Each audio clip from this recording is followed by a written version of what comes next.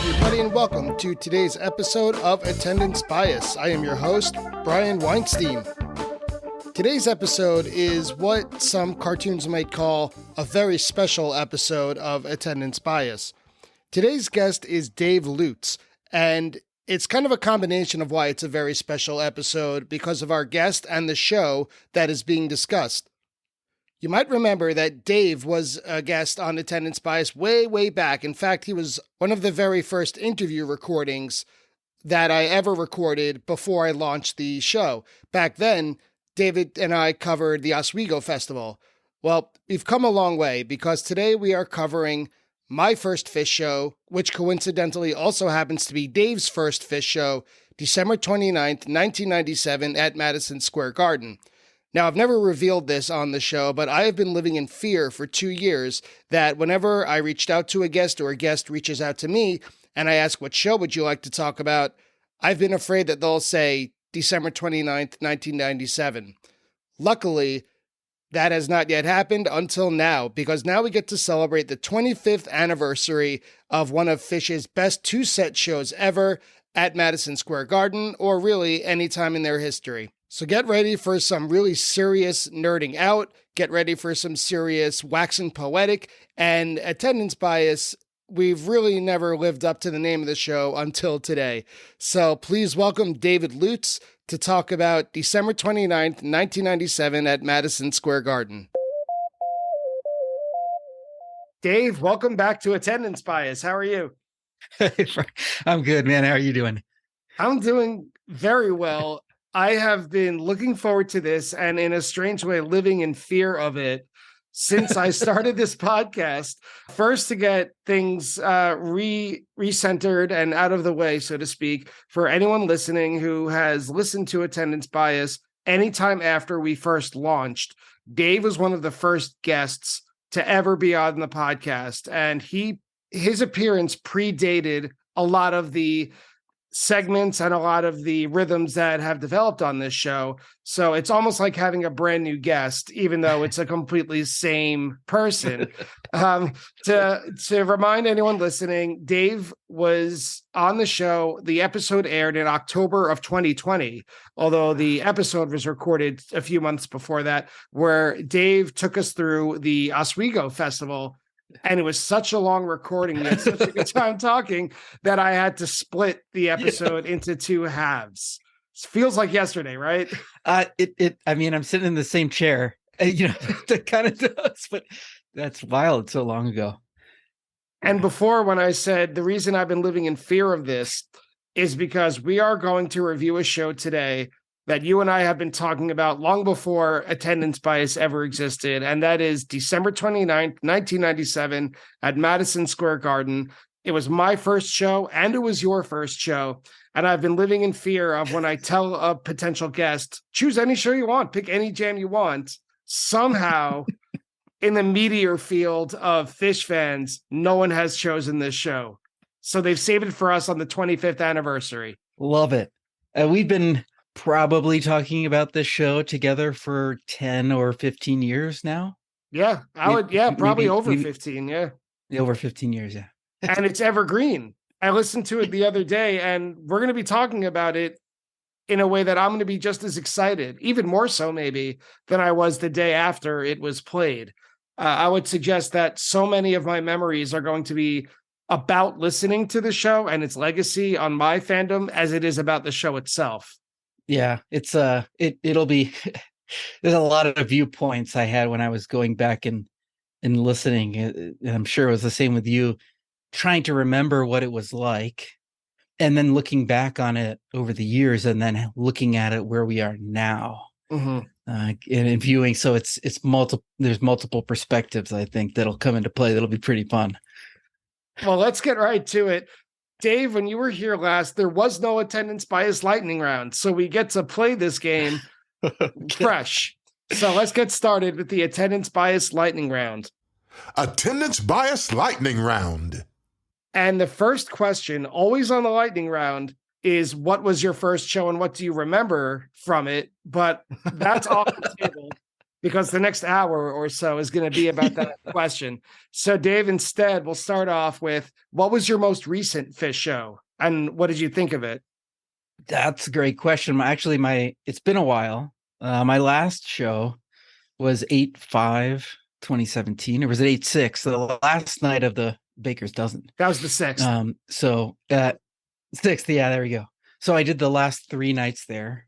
So that's almost 5 years ago, which is the longest drought I've ever had in my life. I brought my little cousin to go, and it actually ties into this show. And this is not as you know, I'm a little long-winded, so you just have to tell me to stop. But my little cousin I brought with me, and her mom is my first cousin who gave me tickets to the 29th. So for the Baker's Dozen, she was maybe 14 at the time. I thought, okay, let's come full circle, and I'll bring my cousin's daughter, and it'll be this whole thing. And so it was a great time. I mean, it was obviously a fantastic show, and a very powerful show, very celebratory, and I had a wonderful time. So it's been hard to go back, having that as be one of the last ones. So, what band have you probably seen the most live other than Fish? I've seen Bela Fleck many times. I've seen Pat Metheny 12 or 13 times now. Oh, wow. Yeah, a whole bunch, every time I can. And aside from like local bands in Charlottesville, when I was in graduate school, I used to see this band called the Falsies. They don't exist anymore. There's like there'd be like 10 people there. They actually are on Spotify. They had their album there. But it was like a art rock band. But I'd say I'm Bela Fleck consistently, right? Pat Metheny, like very consistently. They play all the time. They still play hundreds of shows a year. Pat Metheny does at least. This next one may stump you because I know you're a thinker. I know you can be a very cerebral fan. If you had a time machine and you could time travel to witness any Fish moment, whether it was on stage or off, where or when would you go? I have asked myself this question so many times. I'm not even kidding. I'm sure. It's a split vote. Okay. Okay. So the first date is 8/21/87. Connie Condon's farm, Ian, labeled as Ian's farm in Hebron in New York. And that was that 3-set show with the dogs barking, in the background or whatever. That was one of my first tapes when I was growing up. And I must have listened to it 100 times. Seemed like there were maybe 20 people there. It just would have been so different. It would have been really seeing the band with the music kind of being there, but a completely different perspective. And very early on, it just would have been a fun, neat look. And the other one is Red Rocks 93. It would have been a good one for me to see. Another early tape for me, and like just some of my favorite versions of some of those songs. And I was, like you, we were just too young to have ever been able to go to something like that at that date. And that Ian's Farm show, it's 3 sets, right? So you'd have to imagine that Fish in 1987, considering if you look at it as Fish with Page, right? That is Fish as we know them. They must have played every single song in their repertoire, right? They were probably at the very bottom of the barrel when it came to choosing songs. They weren't a jam band yet, that's for sure. They had just started playing lots of new songs that had just been written in August of that year. And they were with their friends, so they played a lot of covers. They meandered through different things. It's really kind of a buffet of a bunch of different types of playing styles, and you can listen to them kind of devolve over the course of the night. Set 1 is in the afternoon. It's much tighter. And then as you go throughout the night, they start to get a little wacky, which is pretty funny. Something about that early sound and what it reminds me of, being one of my first tapes. I always thought, we'll get into this in this show, but back then there weren't a lot of good ways to see the band. You couldn't, where would you get a photo? There were no videos for sure. Right. You really couldn't see what was happening. You could see on RMP what the set lists were and stuff like that, but So listening to those shows, I was just curious I wanted to see what they looked like. What were they? What kind of drums did fish play? All those things.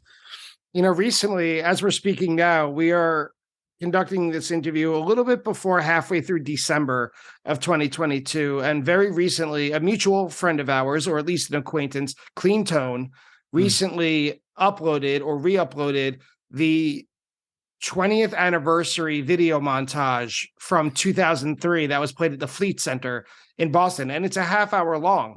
And that is something that I treasure very, very much, because to what you were just saying, all of these things that have lived in my mind's eye, reading the Fish Compendium by Dean Budnick, me, and reading the Farmer's Almanac and just picturing what did this look like. I've just kind of used the archetypes of the band I know and picture them doing these things, but there's so many video clips, like doing hay exercises and stuff like, and it's like, oh, now I could really picture it. If I were to make a movie, now there's like evidence to make it authentic. And that's a good answer, I think, and a good reason, I'm really saying, for wanting to go to Ian's farm to kind of really see what it was like. You're not going to go to Finbar's, Yeah. Yeah, definitely not. No. Yeah. But go ahead. But yeah, two different ones I think I'd choose. Hard to know. What is your most controversial Fish opinion? Okay, so for a while there, and for sure, I was this is something that Joseph always teases me about a little bit. And different people too, but for a while there, I just did not want to see Fluffhead, and it coalesced into right when people wanted them to play it again in the reunion show. And I was it was not what I wanted to see. And so I hated it. I didn't want to see it. It was the exact opposite of what everybody wanted. And part of it was I wanted to see them open up at that stage in my life. I wanted to have them open into really long things. And Fluffhead was a mixture of the two things, but it was very tightly composed in a weird way that some other songs are composed, like Time Turns Elastic. I mean, there's not much room to stretch out. You go through it, and right around that time when they had started coming back, I didn't want to see that. So I was a little adamant about how much I disliked that song at that time. And of course, everybody loved that song, and it's a great song. I mean, yeah, for a little while there, people were like, "What are you talking about?" I understand what you mean, and we'll get to it. I'll save my comment for when they actually played Fluffhead toward the end of set one in today's show. Or speaking of it, I think that's a crazy controversial opinion, but I understand it just the same. But to wrap it up, what is the weirdest thing you've ever seen at a Fish show? And weird could mean whatever you want it to. Well, things got pretty weird at Cypress in the middle of the night. I mean, there were definitely people running. At least I remember people running around naked and at Cypress, and I remember people passing out. I remember the police having to come and get involved. Definitely remember on the 30th sitting and waiting at one of the sets. I can't remember what it was. And this guy, I mean, a big guy, and he had a huge beard, and no, it's just totally naked. And I don't know what he was doing, but he was like galloping through the concert field and barking like a dog. And he just went through, and everyone just looked at it. And I don't think there's any other place in the United States where that could happen, and no one really made a big scene. They're like, "Oh yeah, okay, this is some huge bearded naked man." It's like it's just like running through the concert field. God only knows what he was doing. It wasn't that. It was that. It was that no one really reacted to it. Everyone just kind of accepted the fact that guy was doing that thing. In any other context, just like people would have been aghast. Anyway. When was this show played? The 1997 holiday run was made up of 4 shows. It was the 28th to the 31st, and most previous holiday runs bounced from one venue to the next. Usually it was 4 separate venues, typically in the Northeast along the 95 corridor. And afterward, after 1997, it would usually be 4 nights at the same venue. Uniquely, the 1997 holiday run had one show in Maryland at the US Air Arena, which no longer exists, a venue they played once before and never played again, and then the 29th to the 31st at Madison Square Garden. I always considered the 97 holiday run to kind of be an extension of the fall tour, but the more I say that to people, almost everyone disagrees with me and sees it as kind of its own little self-contained mini micro tour. I suppose now I'll look at it as more of a victory lap after the fall tour, and maybe a victory lap of 1997 as a whole, because the fall tour ended only 2 weeks before this on December 13th in Albany. This holiday run, strangely to me, looking back, had no theme or special gag. I guess the closest you could say is the Utter Ball on the next night on the 30th. There was no big gag on the 31st. Right. Which is kind of strange, but I guess it is what it is. The only big highlights that I remember as far as non-musically related, just kind of for showmanship, the Harpua and the Utter Ball from the 30th, the debut of New York, New York as the encore on the 31st. And I don't know, maybe this was the transition of New York being Phish's home base instead of New England. Maybe this was kind of where the shift was becoming official. You know, it's fun to look back at the framing, because when you and I experienced the shows, it was so new to us. We would never have understood the context of what we were hearing and why we might be hearing it. Right. It's taken us 25 years to figure it out. And now that you say it like that, yeah, I can't think of maybe 99 when they played all the way to the 18th, but they stopped playing as late into December before New Year's. You're right. I don't know of I can't remember the other dates of when they stopped just going four at Madison Square Garden. And also the year before they were at, Philadelphia and then Boston. So, right. And then before that, they were, same deal where they had only a couple nights in Madison Square Garden. So this is the first, if I'm correct, first 3-night run there. Yes, it is. But you're right. The 28th was an odd. Was there a hockey game? I mean, there must have been something going on. I don't know. I'll have to check that in the fact check if the Rangers were home on the 28th. But yeah, I don't know why they went to Landover. I don't know anything about that show. I mentioned this. I had a previous guest on. We talked about the 30th. She chose the next night. I said this with her, and I'll say it again now. I've never listened to that show. So if there's anyone out there who is at December 28th, 97, call me up, send me an email, because I would love an excuse to listen to it.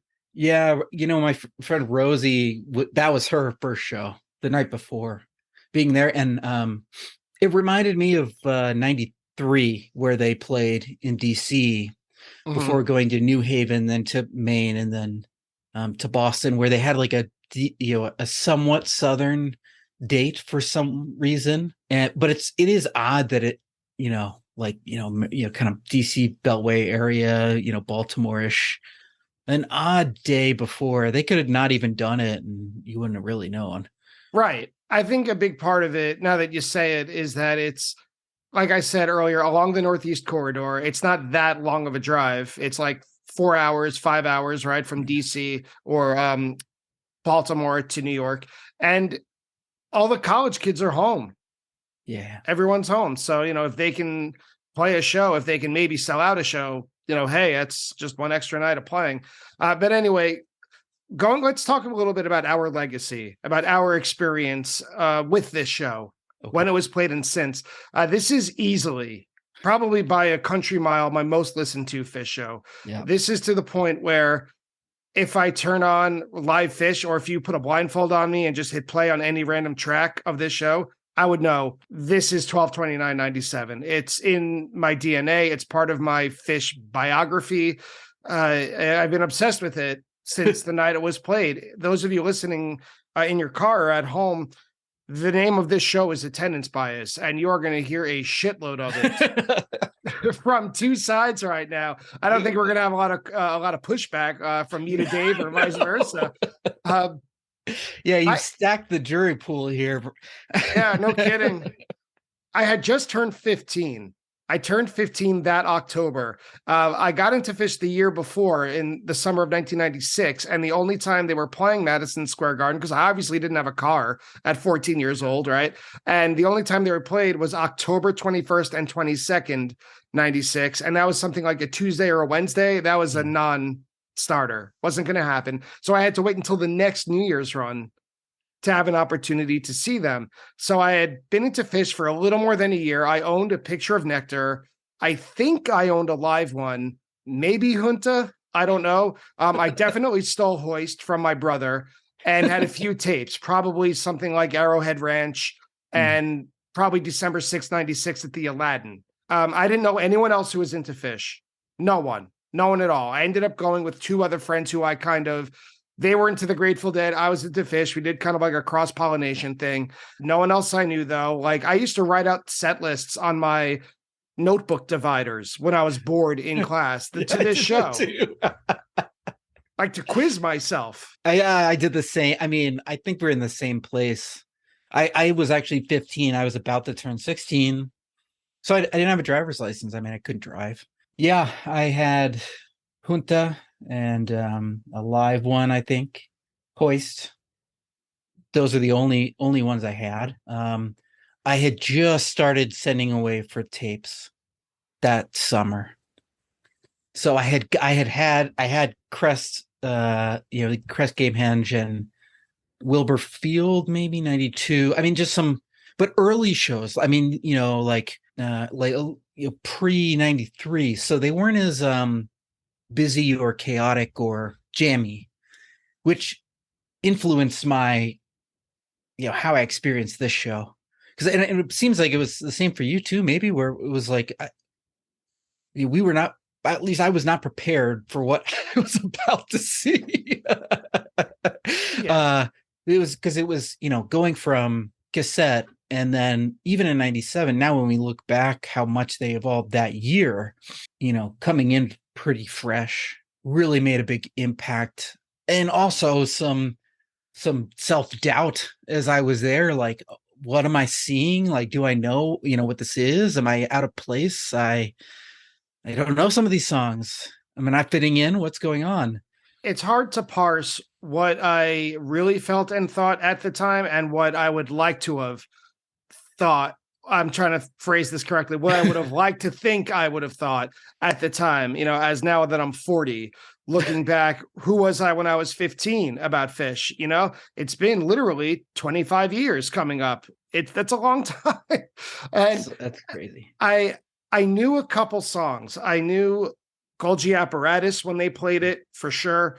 I knew You Enjoy Myself. I hadn't really absorbed You Enjoy Myself, but I knew it. I might have known Harry Hood, even though they didn't play it at this show. There were some songs I knew, Sample in a Jar, like a lot of Hoist songs had seeped their way into me because I found that to be a very accessible album. I remember very crystallized memories from this show.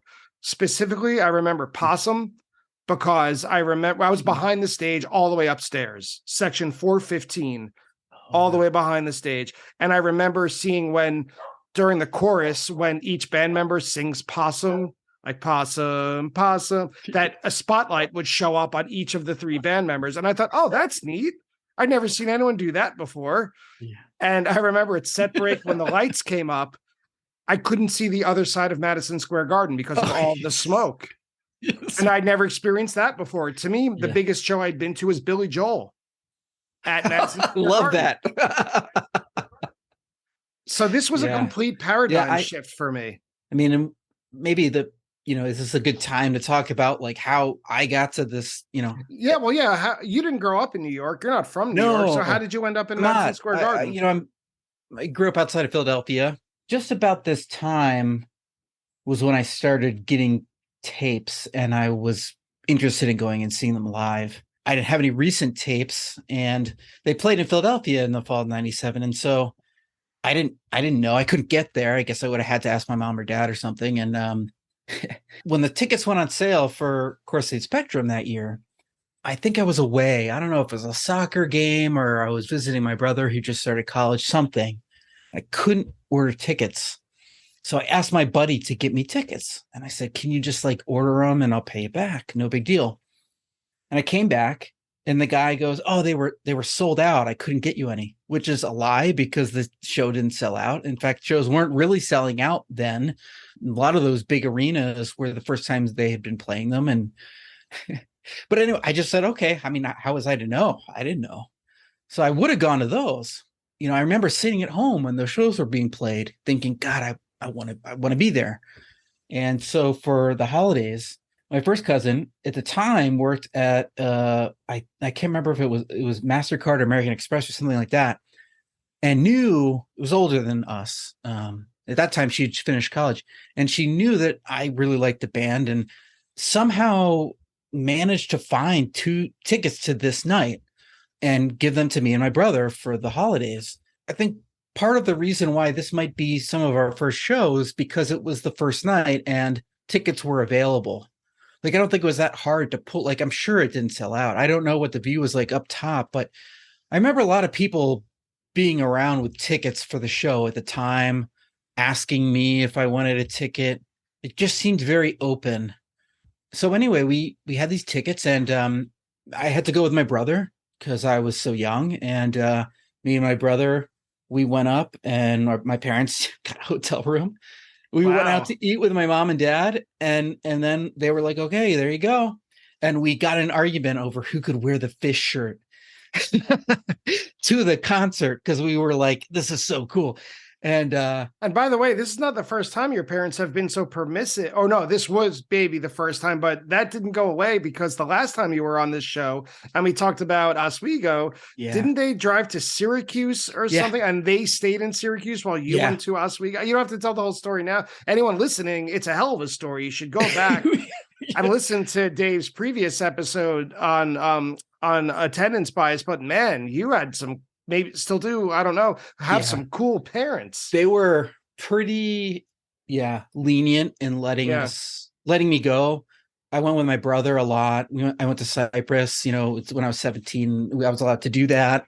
I think our parents trusted us. I was a pretty good kid. I wasn't getting into trouble. There wasn't any risk that I would do something stupid.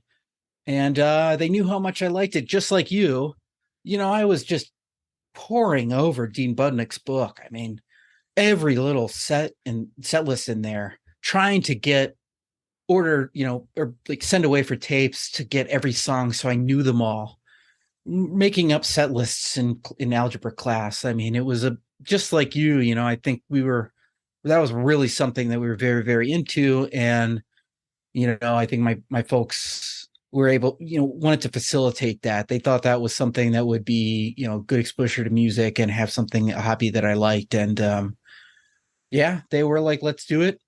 I guess I'm looking back. I didn't even know it was a Monday. I mean, to me, it was the school break. So it didn't matter. Like, just like now I'm a teacher. I forget what day it is 2 days into the summer. There are no clocks. But I'd be interested if I asked my parents, kind of like you said, how you were a good kid, you didn't really get into trouble. I was similar. Like, to me, it was taking the Long Island Railroad. It was taking the train straight, not literally from my house, but down the block from my house. The train goes right into Penn Station. So all you have to do is go up 2 or 3 escalators, and now you're at Fish.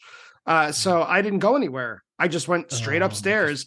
And I had been previously going to concerts. I saw a Dave Matthews Band in the summer of '96 with my friends, without my parents. Oh, cool. My dad took me to go see Jethro Tull with Emerson, Lake and Palmer at Jones Beach in '96. So like they knew I was into live music, and it never occurred to me until you just said it, that idea of trusting me, because I teach middle schoolers now. I was a little older than that in '97. But the trust that you must have in your child to be able to navigate this, maybe I'm glad that they didn't know much about Fish's reputation at the time. I don't, it's something I don't know if they had a big reputation. I don't know what.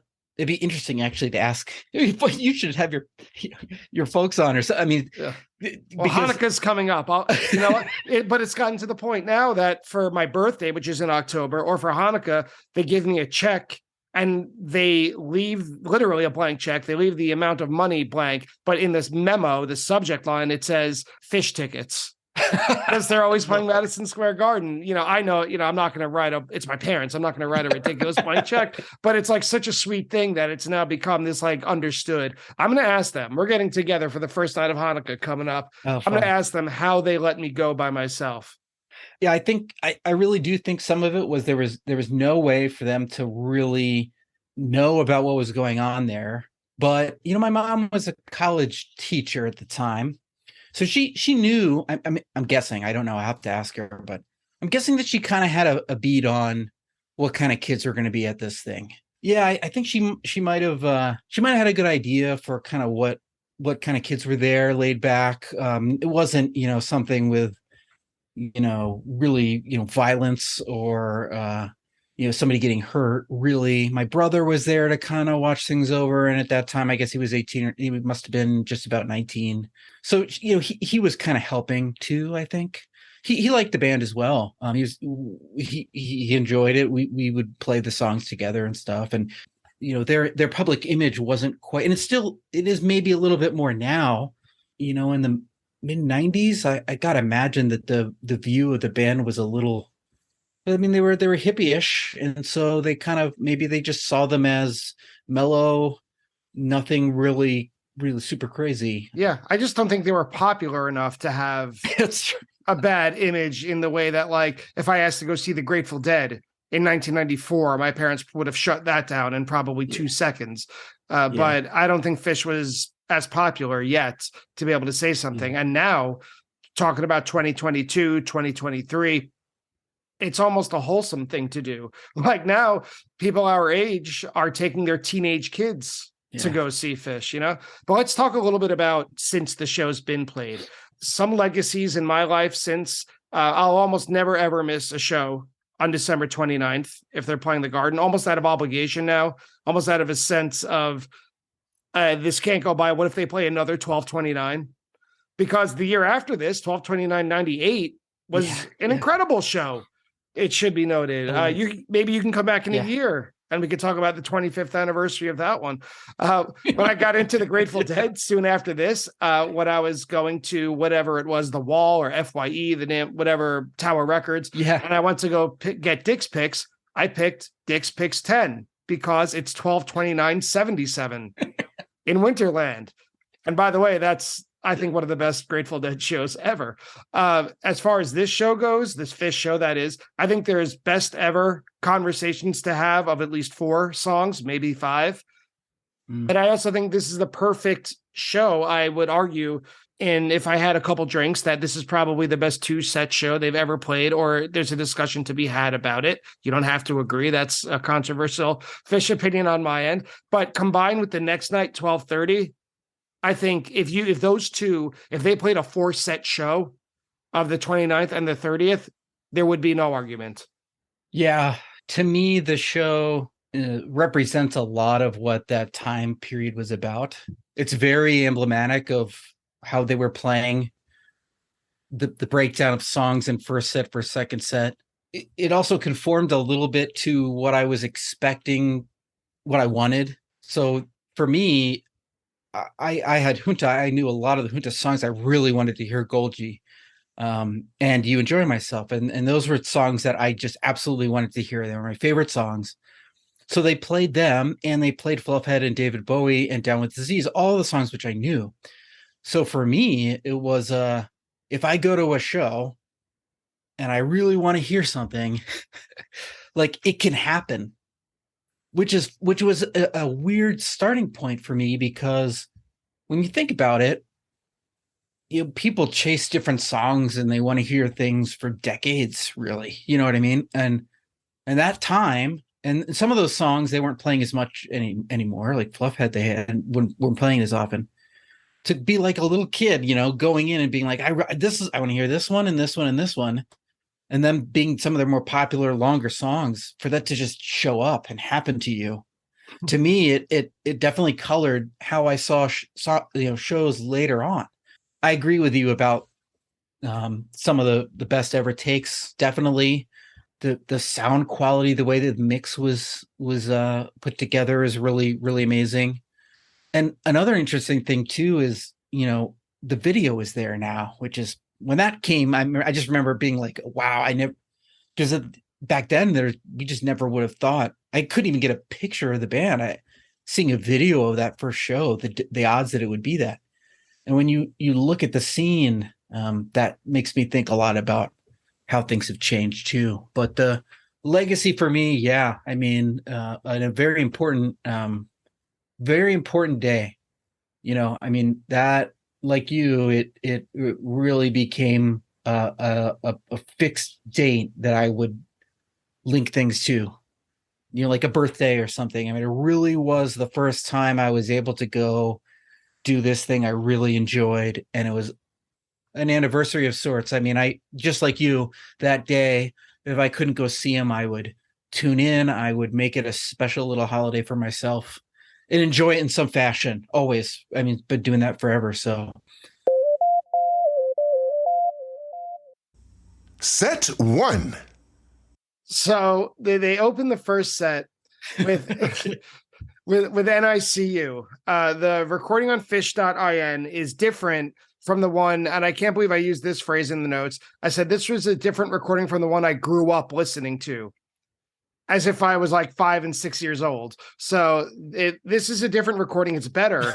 But one thing is the same between both audience recordings I'm familiar with. Mike is way forward in the mix, way up front, especially during NICU. The song was played 15 times in 1997. At the time, I didn't know NICU, and now I still have sentimental attachment to it anytime it's played because it's the first Fish song I heard live. Oh, interesting take on it. Yeah, I didn't know it either. Like we could read it in the book, but if we didn't have a tape that had this, there's just no way to know what it was.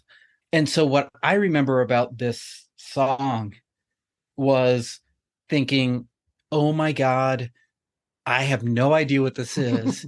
And this could be an entire concert of songs that I have never heard before. And like recent songs, and it's going to suck. And it's going to be this thing that's going to, fall apart. Oh no, Dave, you've done it all wrong. So I was like, I was like, oh my God, I don't know this. Because I had been studying the book and trading tapes and all these things. And then here comes a song. And it wasn't even like it was super rare. Remember at the time they had only had so many commercial releases, and there was so many of these songs just floating about. And unless you had the tapes, you did not know them. And also it doesn't sound much like other songs too, right? It's a unique song.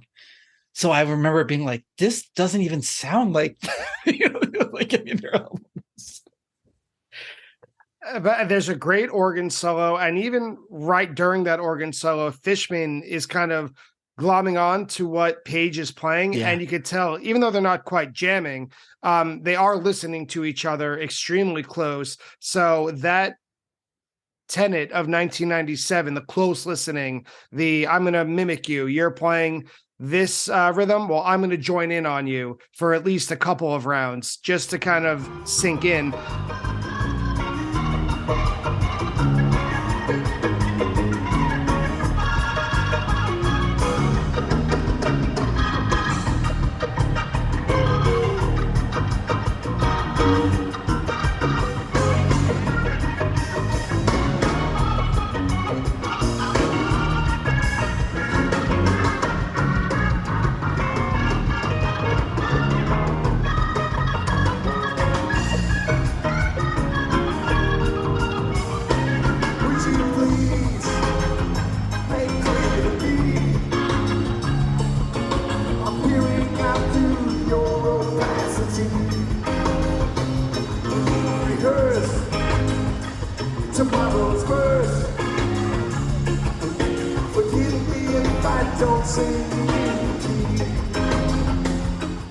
It's apparent right from the start, and after they play NICU, you don't have to worry anymore, Dave, because now they play Golgi Apparatus, and you know this one.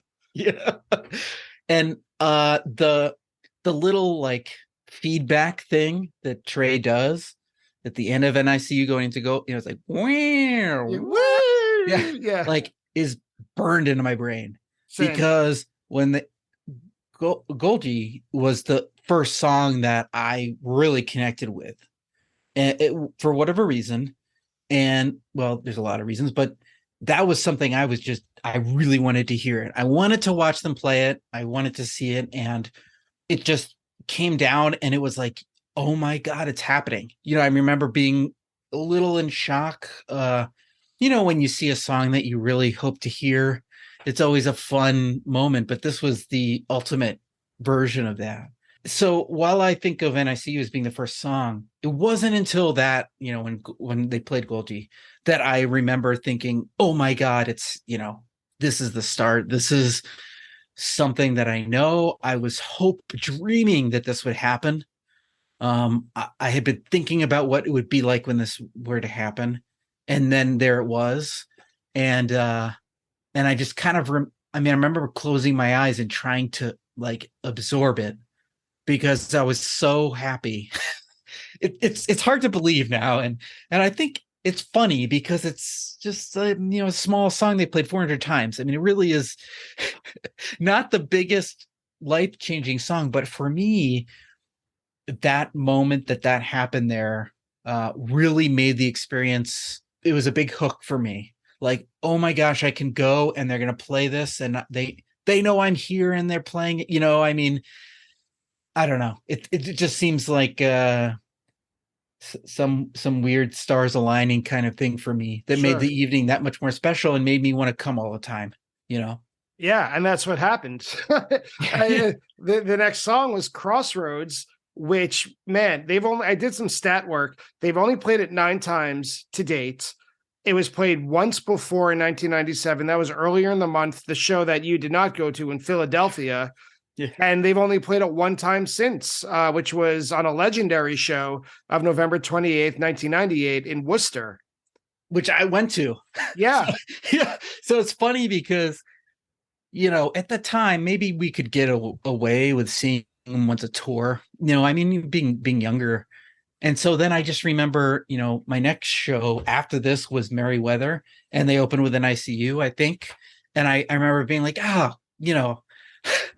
like this song again. And then I remember when they played Crossroads in Worcester, being like, I've heard this, I want to hear something new, just like absurd because of how good it is. This Crossroads, I didn't know at the time. My brother was like, I think I know this song.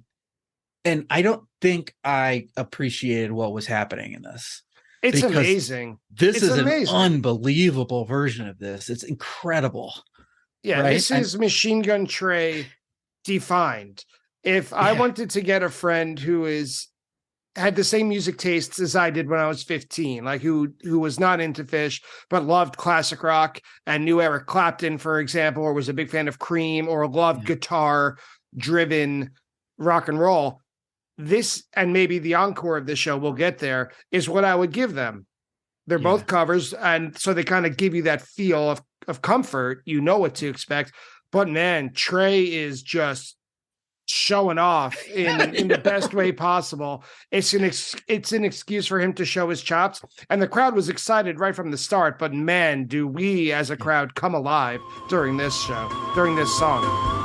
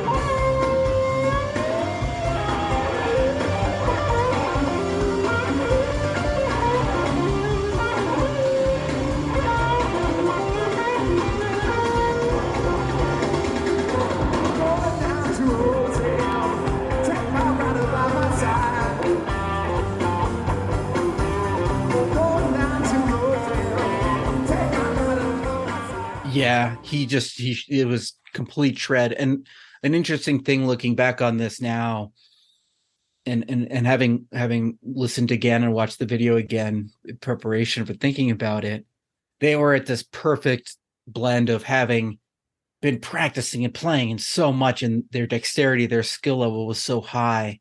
And then were doing this, they stopped practicing as much and they were able to play so effortlessly. And when you watch him play his two solos in Crossroads, it doesn't look like he's even thinking very much. It's just coming out of him.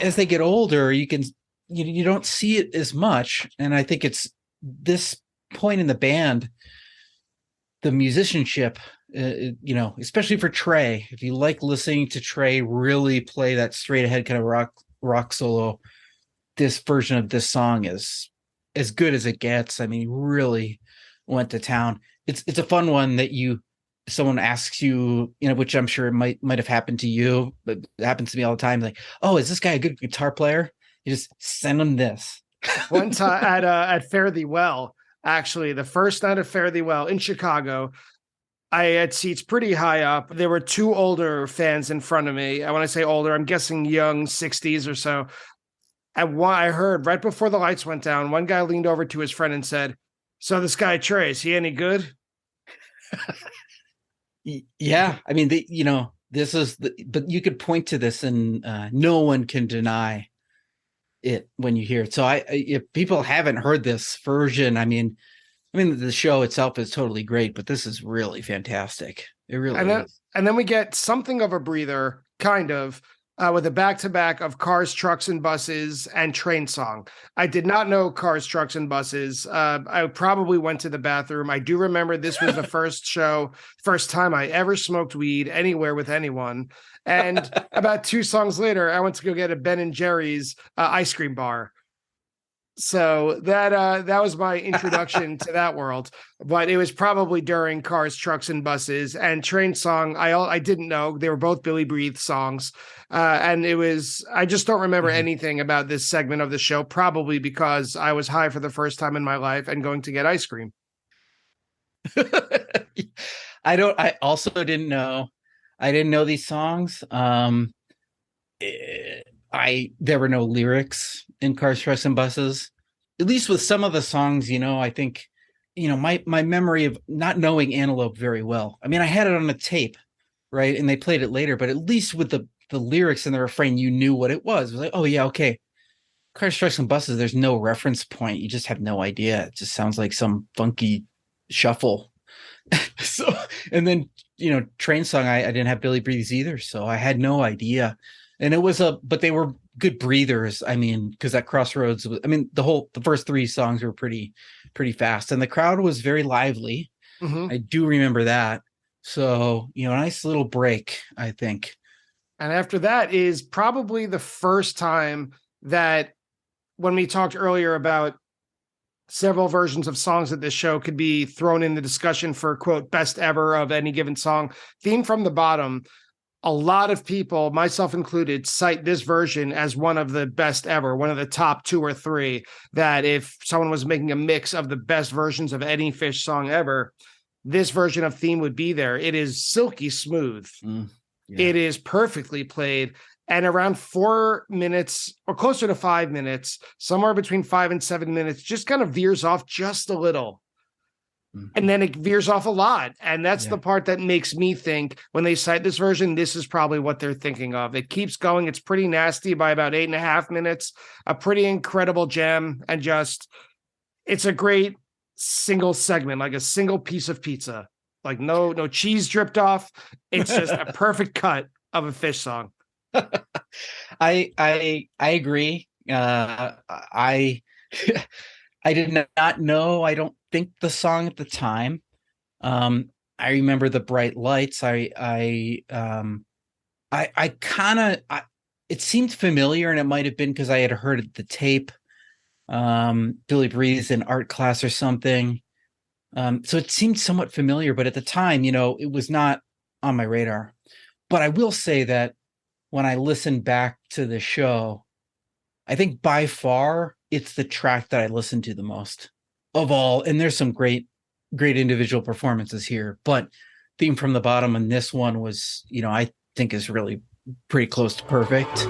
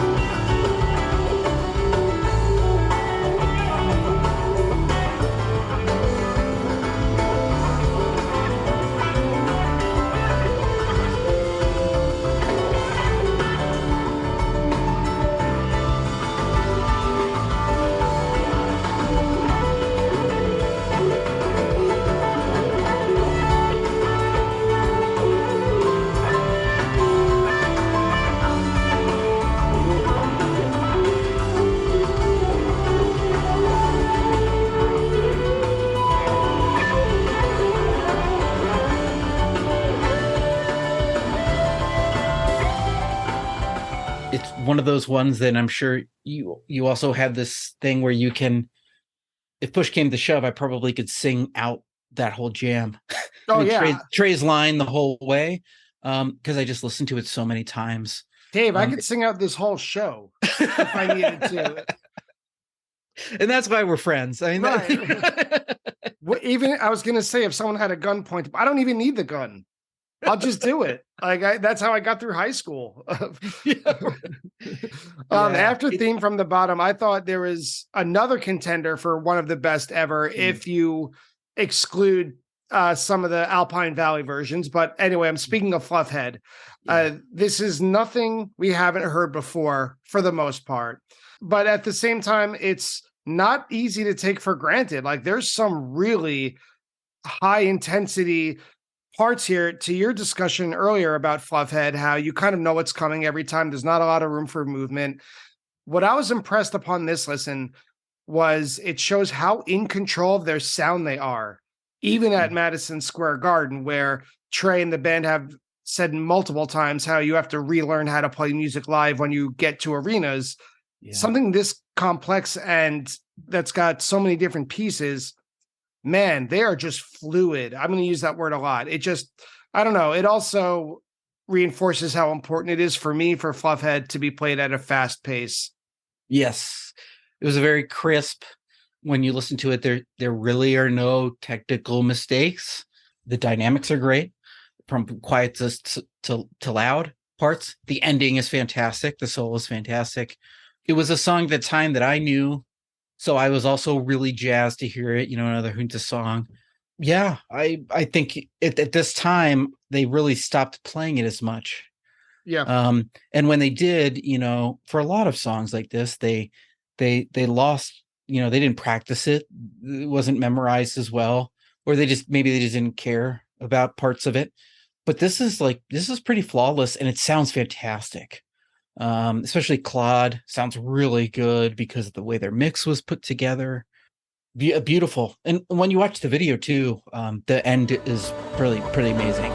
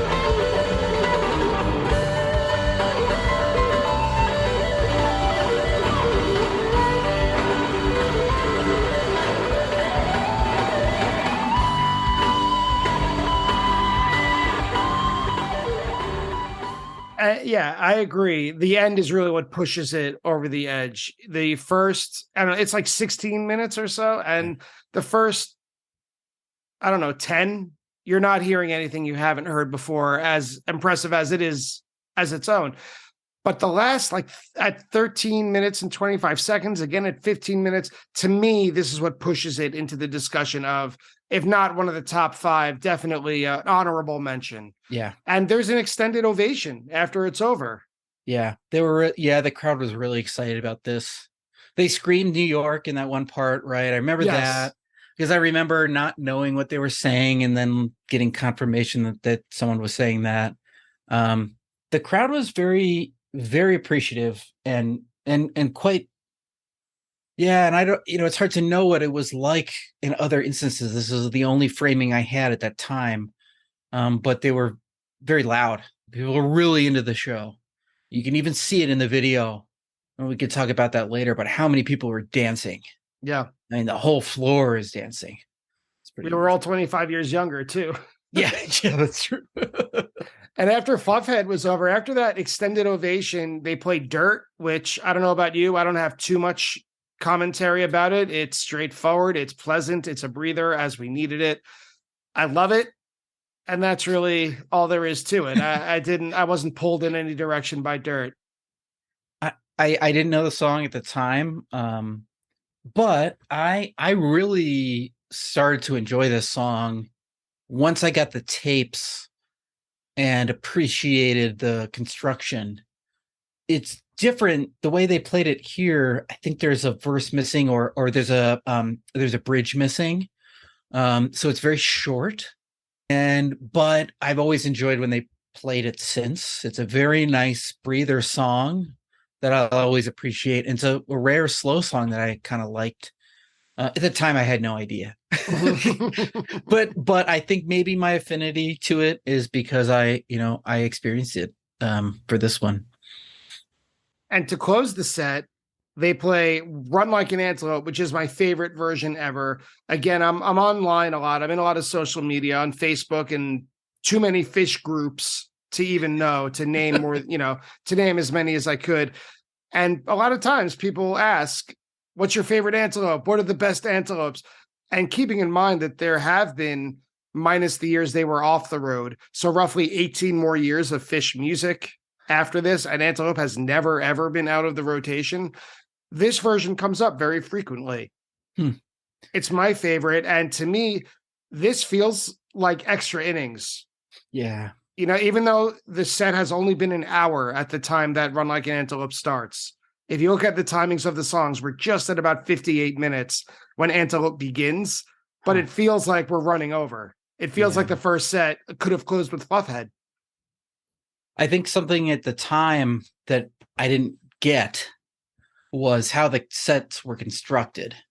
An opener, something mid-set, a first set closer. What songs played those roles? What normally showed up in this spot? I mean, I think I kind of knew that You Enjoy Myself was a closer of some kind. Maybe it was at the, on the tapes, but I had not heard, I don't think I had a good version of Antelope at the time. And it's a long song before you get to any of the lyrics, right? So, and especially this version. So I'd say I was pretty confused at this point, listening to this build and not having absolutely no context for what this was. Was it one song? Was it two songs? Upon further listen, and then hearing the song over and over again, at different shows and on tapes and stuff, I agree. I think the break obviously is pretty great for what they were doing in '97. It adds extra flourish.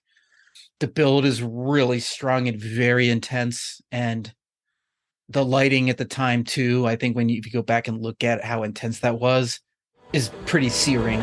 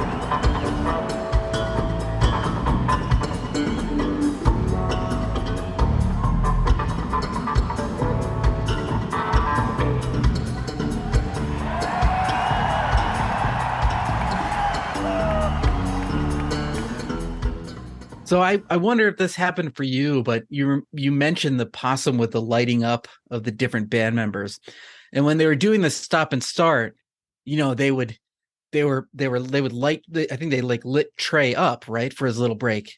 I vividly remember that because it's so striking to have it go from lights everywhere, things happening, and then quiet, one guy playing, focus on him. So I remember the the delay loop too. Oh yeah, I don't remember much. I remember the noise during Antelope because I didn't have a good view. I was behind the band and I was all the way upstairs, which incidentally is the same ticket I have for this upcoming 12/29 show. I love that. But yeah, I don't remember many visuals. I remember more sensory, kind of like I remember the overwhelming smell of weed once the I mean it though, like once the lights went down, which is still the same today, although more people vape, obviously now there's not as much scent, but I remember that. I remember the idea of people kind of shuffling by me and saying, excuse me, you know, that's more of what I remember. But as far as Antelope itself goes, I remember just this crushing wall of noise and then just whoop, dropping right out while the band is still playing. It almost felt like I just stopped on a roller coaster. Yeah. Having never gone to a show, I can't think of a time where maybe I had been exposed to this much, you know, simulation. Mm-hmm. Just sound wise, light wise, activity. And Antelope is really loud. This one especially. Yeah. So that definitely, I noticed that too. I mean, and then to stop and then with the light, and it was just kind of like, what just happened? How else would we have experienced anything even close to like that? I mean, you know, just not to get too old timey, but there were not that many mechanisms to be able to be exposed to like an entire sound system and light system being just right at you. Was it going to happen to Billy Joel? Yeah, right. That's pretty funny. Hi, everybody. Brian here to welcome you to the set break of today's episode of Attendance Bias. First, thank you for listening. And second, just a quick reminder to tell you that even though Attendance Bias comes to you for free, it does take a lot of work and it does take quite a bit of money to keep the lights on here at production. So I just wanted to ask a small favor if you could support the podcast in any number of the following ways. If you could leave a review or a rating of it on whichever podcast app you use. If you could spread the word, telling a friend or someone you think may be interested in it about it. Or probably the most concrete way is to go to www.buymeacoffee.com/attendancebias and donate however much you can financially to help with the continuing costs of Attendance Bias. So thank you again so much for listening, and I hope you enjoy the second half of today's episode. Set 2. The second set opens with Down with Disease, which was the genesis of my experience of second set opener Down with Disease, because it seems like every show I see, if not 100%, maybe, I don't know, maybe every third show I see seems to be a second set Down with Disease opener, especially at Madison Square Garden. But this is a big one. This is an 18-minute Down with Disease, maybe more, maybe 23. I'll have to check that. But it's a solid straight ahead groove to start the jam, but then Trey gets very aggressive. It's almost like a holdover from Run Like an Antelope, although not that on the nose. The jam gets a little frenetic, and I don't know how to describe it. There's like machine gun-ish Trey, but then it slows to halftime about halfway through. I don't know. I wrote that it's arena funky. This has been a very difficult jam for me to, categorize. Mm-hmm. Even with all the years we've been listening to this tape, they played it. And I remember at the time being like, oh yeah, I forgot that this was their song because, I don't know, at that point I had stopped listening to Hoist as much and was listening to other things. And so they played this and I was like, oh yeah, right. Okay. I know this song. Obviously it being a really long version, I had no idea what was happening. I didn't know that they would play something this long that had absolutely no bearing. I mean, I kind of did, but it was hard to keep up with. Re-listening to it this weekend, there are multiple parts. And the halftime thing, I think, was always the thing that I remember about this jam, because it does start off pretty traditionally 97 Down with Disease style. And then there is a little bit of like a halftime segment, and then it kind of goes back to arena rock, and then it slows down again. I think I remember reading it being described as kind of, kind of slowly winding its way down, like a clock losing time.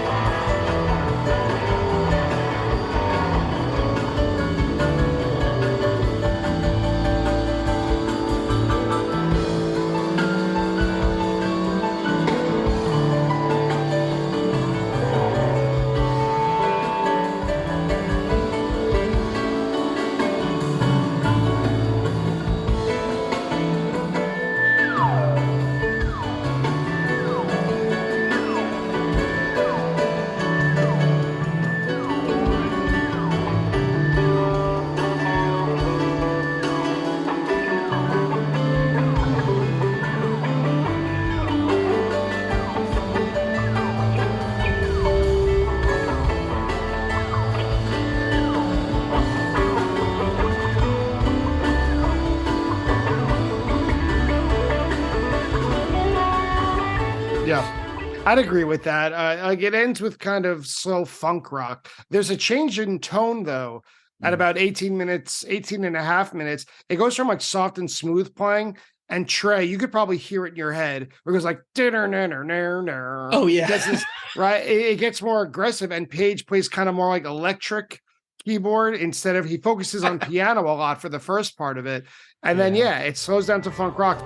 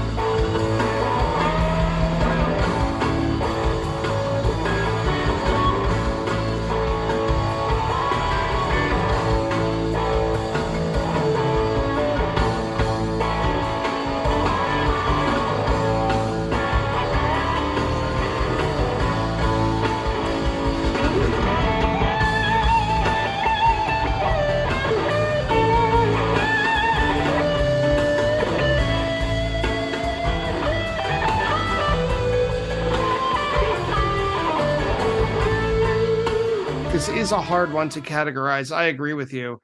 And then it kind of peters out into David Bowie. And I know that people love this version. The Fish.net Jam Charts, this is their description. Quote, excellent and thrilling version with strong musicianship. Mode shift out of a typical but very well played David Bowie at 13 minutes and 55 seconds into a great groove, which peaks and returns to Bowie by 17. I don't hear much more than searching for the most part. Yeah. I know what they're talking about. I think it's Trey's chords that he plays.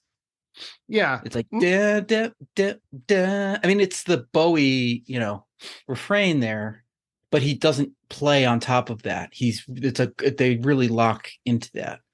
Right. But I don't think I don't see it as being too non-typical, maybe. Yeah, except for the very, very end of it. This is another roller coaster. It's almost like I got punched in the stomach in the most pleasant way possible. Like I guess that's my way of saying it knocked the wind out of me when they go back to the Bowie coda and they start playing their, the usual way that it ends at the very, very end, when in your brain, you hear the ending of the song happen. They don't do it. They just drop into Possum. It's one of the most impressive things I've ever heard at a Fish concert. I remember the transition out of Disease, and I remember Fish playing the hi-hat.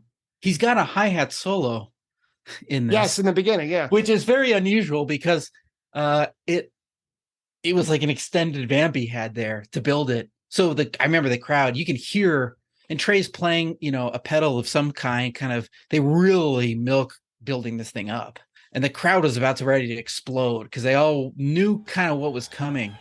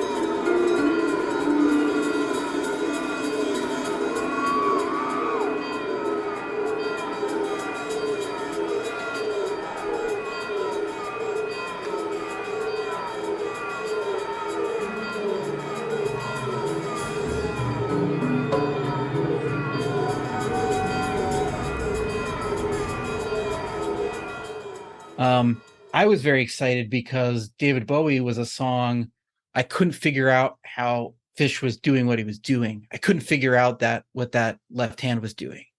I mean, he's basically ghost noting that. Mhm.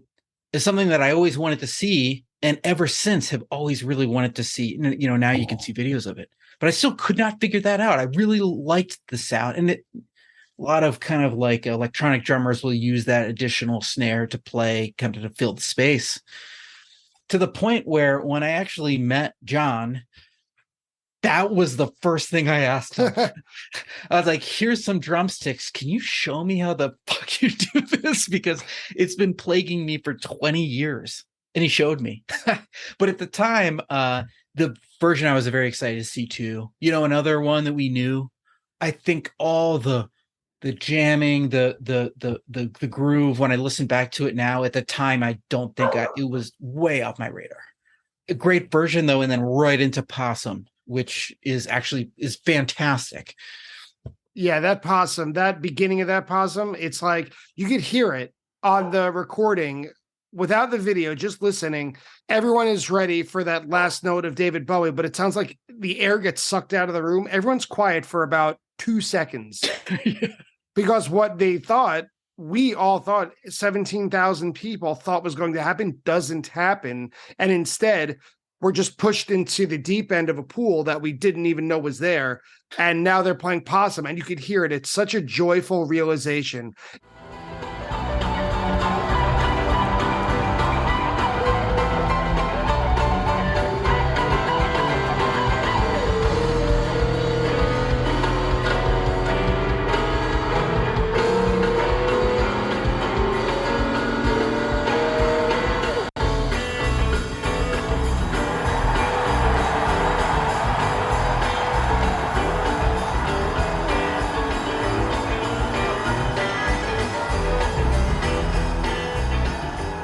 Yeah. You could hear it. It's almost like when everyone realizes what song is being played when they play Antelope. And, at first it just sounds like kind of Trey kind of messing around on guitar. And then everyone's like, oh, that's the part of Antelope. And the cheer collectively rises. That happens with Possum here. The difference is that it was like a piece was taken away from one song, and the first part of Possum was there to replace it. Right. And it's a physical reaction. You feel disoriented. Yeah, exactly. That's exactly right. They were cheering partially at the end of Bowie because everyone was so worked up. And then the fact that it wasn't going to stop there. It went into another great song. Everyone was like, yeah, I think I was looking back through my notes, and they did this once prior. They must have really liked that transition. It's very early days-ish, very sudden. But at that time, they must not have been doing these kinds of segues like this. And this is a direct right into the next one. There's no dash here. Yeah. There's a quote in the Fish book, I think Mike says it, where he says sometimes when they're on stage and they pull off a complex change, he almost feels like a secret spy. Like they just got away with something that he knew what was going on, but no one else knew was going to happen. Yeah. And that's when I read it in the Fish book. This segue was the first part that came to mind. Yeah, totally. Yeah, it's really nice to listen to. And then, the version of Possum itself is also really amazing, because it's got an entire fully formed jam lit inside it. And then I normally think of Possum as a song that has great musicianship, but how many times have we heard Possum? Many, many times. When you listen to this version, it is very interesting. There's a lot of interplay. They're very playful, They play I Can't Turn You Loose during it. Yeah.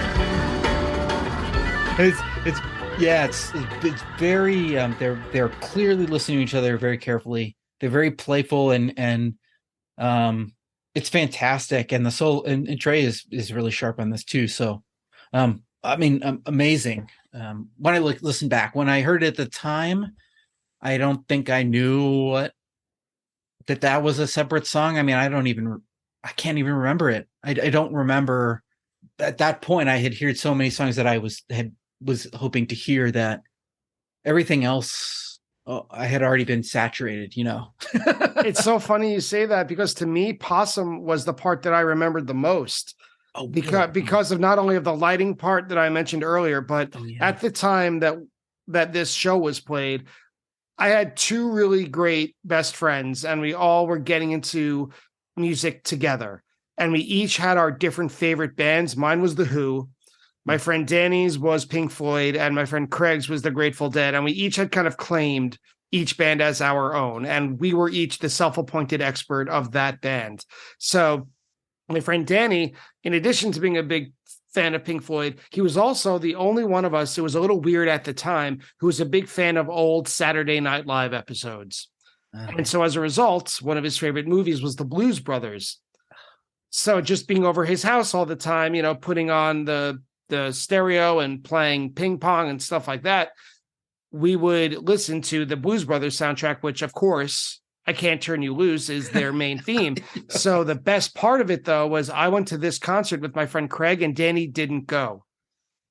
So we came home, and the next day just teased him mercilessly, saying, "Hey, Fish played the Blues Brothers and you weren't there. We were, but you weren't. Ha!" And so in addition to the lights, that part of Possum is what I remember the most. And I just remember thinking, how fun is this? Yeah. This might have been when I was truly sold. Yeah. Oh, that's so funny. Yeah, I think I remembered it. I remember it being Possum. I remember having heard the song before. Something that is interesting to think about now is that the level of skill at which the band was playing at this time was very high. Yeah. They were just so well oiled, I think they'd even say, and when looking back at this time period. But at the time I had no idea. I couldn't compare it to anything. So I think there was a little bit of, I was a little naive to what I was hearing, because I just didn't realize how skillful and how incredible, the playing was. I don't know if you feel that way too. Of course I do. That lightning round question of if you could go back to any show on stage or any Fish moment, I might revisit my first show. The Faces song, Ooh La La. I wish that I knew what I know now when I was younger. Yeah. I wish I could have appreciated what I was seeing. Luckily, we have the tapes, and also many years later, the video to do just that. That's a great answer. I had never thought about a time machine to this, but that's a fantastic answer to that question. And after that is, again, another one that I'll put in for the best version ever, Tube, which is got to be this version. If anyone has favorite versions of Tube, this has got to be in anyone's top two, right? Like this one and a different one. It's got to be. It has to be. Yeah. I didn't know it, obviously. It's not, if it wasn't recorded and I didn't have it on tape, I didn't know the song. I didn't either. I had no idea. And I think even a lot of people didn't quite know, unless they might have been on tour, is the only thing I can think of. Yeah. I said they've been on tour, because when you look back at where they were playing it, they played it like once a year, maybe. I mean, it was not a common song until they played it there in Dayton. Yeah. And I completely agree that I think this is the best version of this, because the breaks are so fantastic. The breaks are incredible. The way they each have their own unique breaks, how it coalesces into I Feel the Earth Move. Something I don't remember happening at the time was surely Page is playing that because they could feel the risers move. Because the next day, Trey talks about that a bit, about how they're trying to find the magic groove and the floor is moving because they're up or whatever. And I went back and watched the video again, and you can see his mic swaying when he's playing that solo. So surely these guys felt people dancing. I think this might have been the only song I danced to at the time when I was there, because I was so nervous. Yeah, I wasn't. I mean, I it's just standing there, but then I think I remember dancing a little bit at this one. You mentioned Dayton. The date is 12/7/97 earlier this month, and that is probably the contender. People like to go back and forth between this one and that one. This one is almost like an extension of that one, and there could be a whole I'm sure there is a podcast episode of someone else's show where the two are compared. I just think this one is much more fully formed. Agreed. This one, Tube in Dayton was a version of Tube. They stop, and then they just keep jamming the one riff, the one progression. Here, it's a fully formed song where, again, there's stop-start jamming where they go almost circular around the band where everyone gets their part. You mentioned Page feels I Feel the Earth move. I mean, he had it locked and loaded. You could tell.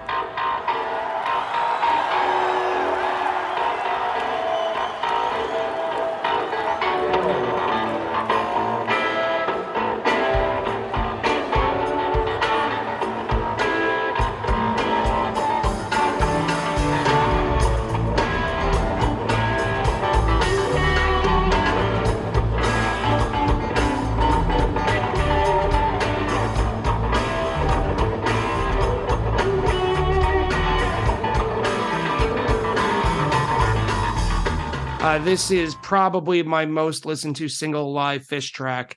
Either this or maybe the Harry Hood from a live one. Yeah. It's pretty incredible. I do remember. So I remember the funk siren because that was an unusual sound to hear. I mean, I definitely remember that happening. And I remember again with the lights doing the solos. At that time, I still couldn't identify the band members by face because I didn't have a clear photo of them. If you actually go back at the album covers and the cover art, there's not really like a really clean picture of their faces with their names underneath them. Even in Junta, it's a group photo of like them and some of their friends. I mean, it's not like I had no idea what they looked like. Yeah. So at least seeing them individually and kind of like I was even just getting used to that. So that made a big impression on me.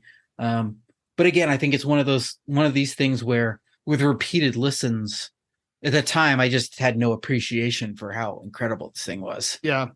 I think that's a recurring theme for both of us. We just thank God for tapes. Thank goodness, but thank goodness that that's part of the culture of this band, that we can go back and appreciate it. And we're already at the end of the set. It's only a 5-song second set if you include, if you include I Can't Turn You Loose as part of Possum, which I do. Right. So 5-song second set. We're closing with You Enjoy Myself, which I think is more of a punctuation mark on an incredible set than an innovative jam itself. And that said, there's a pretty amazing funk jam toward the end in the trampoline section. Yeah. This was the other song I really wanted to hear when I came into it. So then, it was like, here it is, the last song of the second set. And then you get to hear the song I was hoping they would play, having no idea, so I knew it. I knew all the little parts. I did not know about the trampolines, I think. I mean, I kind of knew that they did that, but I did not know that it would happen or when. Yeah. I remember people cheering when the trampolines came out, right? When Brad brings them out. I had heard on a live one them cheering, and I thought that they were doing that because that was their favorite section of the song, because it's my favorite section of the song. And so I was like, oh, everybody agrees with me.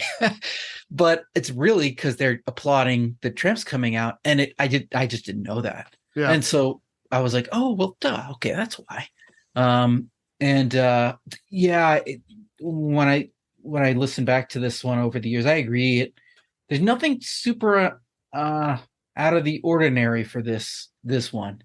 They had done so much earlier in the set and in the show that this was more like a exclamation point, I think. And you can even see the crowd react similarly too. I think everybody's really excited, but the jam comparatively to like Antelope, it's not quite as raucous, right? Yep. It just kind of, it's very much like The Disease, kind of slowish, funkyish kind of, ending.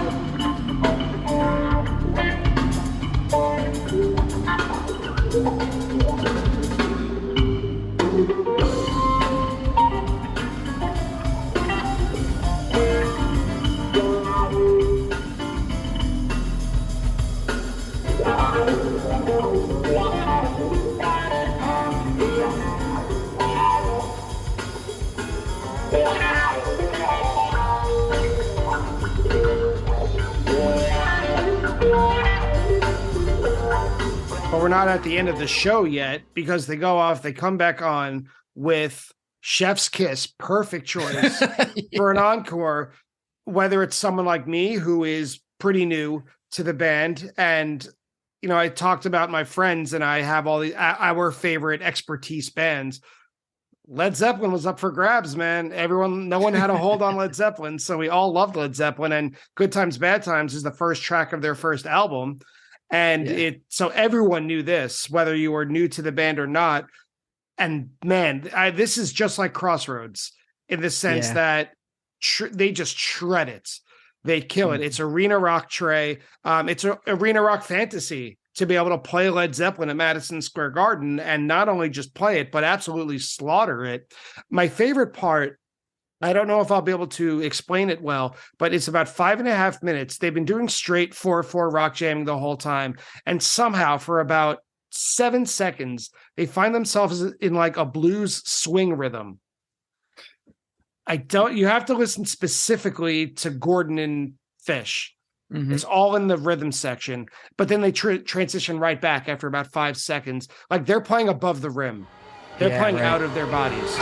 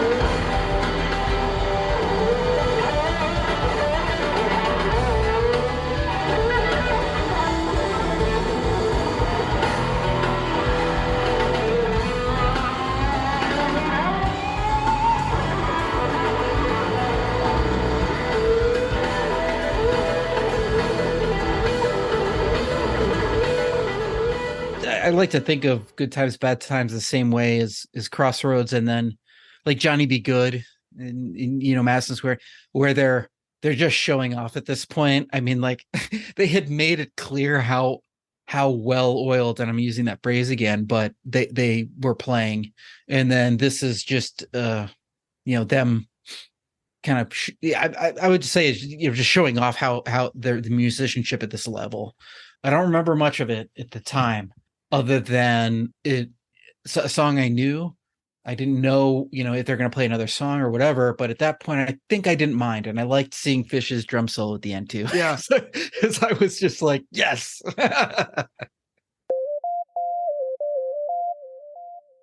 Well, Dave, I think we did it. I think the pressure was on, and I think we met the moment. I hope we did. The one show that I sweated bullets that no other guest would pick, that I've been talking about for over 2 decades, 2.5 decades now, that I finally got the chance to do with someone else who, it was also your first show. We have so many parallels in our lives regarding Fish, and not always our opinions, which I like, but certainly parallels regarding this show. And it was really an honor to talk about it with you, especially for public consumption. It's a fun thing to share with you.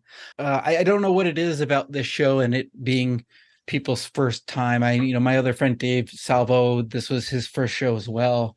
And I like to think that it kind of really crystallized us, because he's another guy that is just really into the band and I like to think that this was just you may describe it the same way, but the absolute perfect first show you could ever want to hear. I can't think of a better one. I can't think of another one that would give you everything that you would want to hear in a Fish show. Every check of the box, really, other than him narrating or something. Yeah. But it's all there. So I thank so. It's so fun to revisit and talk about this with you, because we've been talking about this for a long time. And that's it for today's episode with David Lutz. And you can imagine, with 2 guys who had so much to say about their first show, there'd have to be a few things to go back and double check. So now it's time for the attendance bias fact check. Attendance bias fact check. Dave's first episode aired on October 21st and 28th, 2020.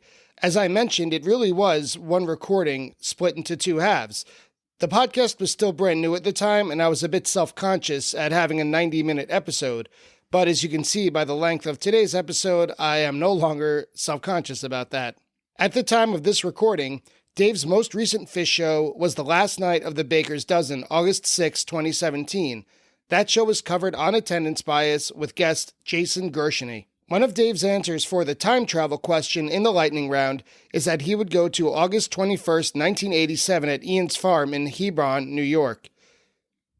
There is a crystal clear recording of all 3 sets available on fish.in, barking dogs and all. Although the mix is not up to modern standards, since some of the dogs are louder in the mix than Trey's vocals at some points, but in my opinion, it is essential listening for all fans. Dave's other answer to that question is Red Rocks 93. That was on August 20th, 1993, with a Divided Sky opener and a Harpua follow-up as a massive storm ended right before the show began, making Divided Sky an obvious choice, and then Harpua gave Trey the chance to say, "Look, the storm's gone," to massive cheers. The 20th anniversary video montage that we discussed is readily available on YouTube. It is 30 minutes long and well worth a viewing, whether or not you've seen it before. I mentioned the bar Fin Bars, which was a bar on Main Street in Burlington, and Fish.net has 4 shows from the venue listed, all from 1985, although band members have suggested that there are at least a dozen more played at that venue. If you're a completist, there is one show from October 17th, 1985 on fish.in.